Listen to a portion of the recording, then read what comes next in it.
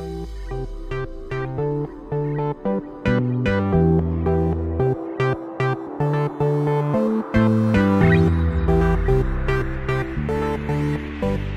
عليكم، جاسبر كو راكم ملاح. اليوم جيتكم فيديو جديد وبحلوه بزاف مليحه، حلوه المهراس، وبطريقه بزاف سهله. قبل ما نبداو كالعاده ما تنساوش ديروا ابوني وجيمو كومونتير وتبارطاجيوها لي زامي تاعكم. ميرسي. نبداوها ونشوفوا واش فيها كاع.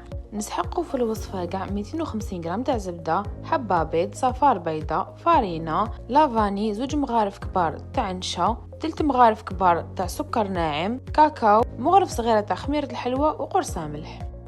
نبدا نخلط في المكونات.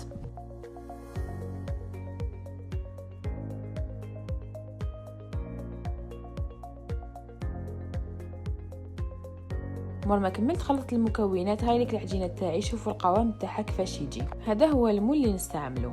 نبدا نعمر لي مول بالعجينه تاعي بهذه الطريقه.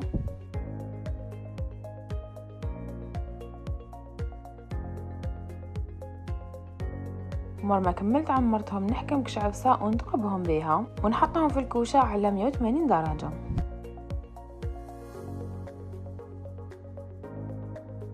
اهم لك مور ما طابو. شوفوا ما خليتهمش حماروا بزاف.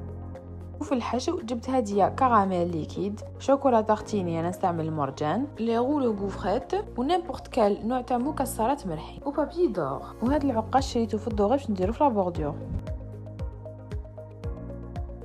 نبدا نعمرهم. العفسه الاولى ندير هذيك الكراميل في لابوردور، من بعد نحطهم في هذاك العقاش بهذه الطريقه.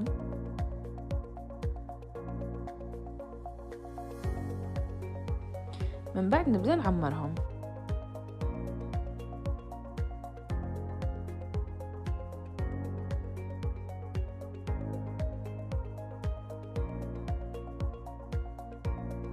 ونزيد ندير لهم هذوك لي غولو، وفي لافان ندير شويه بابي دور من الفوق. نكمل اللي بقاو لي بنفس الطريقه.